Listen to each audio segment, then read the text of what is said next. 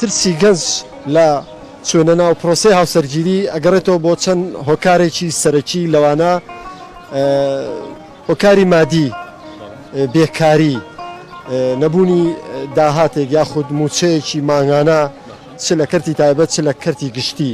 ئەوانەش کە لە کەرتی تایبەتن حکوومەت بە یاسا کەرتی تایبەتی ڕێک نەخستووە، بەڵکو خاوەنکار لە کەرتی تایبەتە بە میزاجی خۆی بڕیارەیە چەند ڕۆژ و چەند مانگ فڵان کارمەندە بمێنێتەوە و کەی دەربکرێ و فایز بکرێ.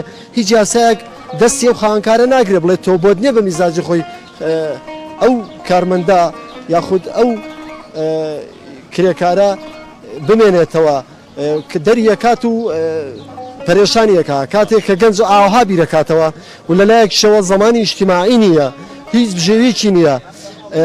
دواییش ئێستا کەمینەی کۆمەلگا بە باشی ماوەتەوە زۆرینەی خراپە. ئەمە هۆکارێکی ترەکە بیرێکاتەوە متمانە نەماوە ئەڵێ خەڵکی خراپەوەنە زۆر بووە، نمایش ئەوەنە زۆر بووە، کاکڵەکەش هێراوەتەوە، هەمووی بەڕووکەش کوڕی باشە و کچی باشە و ئافرەتی باشە، بەڵام کە چیتە ناوەڕۆکیەوە ئەبێ لوتە بگری. لەبەرەوەی هۆکاری زەواجەکە یا چاولێکەری بووە بۆەوەی کچەکە نەبێ بە خەیرە و لە کۆمەلگا بە چاوێکی کەم سیر نەکرێ و نەبێ بە خەیرە و دواتریش نەتوانێت هاوتەمەنی خۆی زەواج لەگەڵا بکە.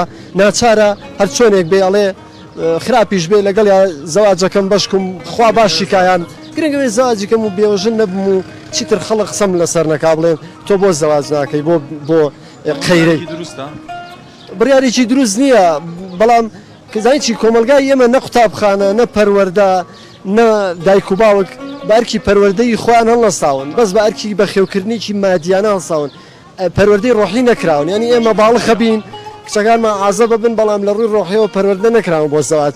یعنی چیکڵدانەیە هەر نییە، یعنی بەرگە یەک مناقەشە ناگرێت لە هەبێ قسەی خۆی بێ سازش بۆ ئەکبەر واحد ناکە.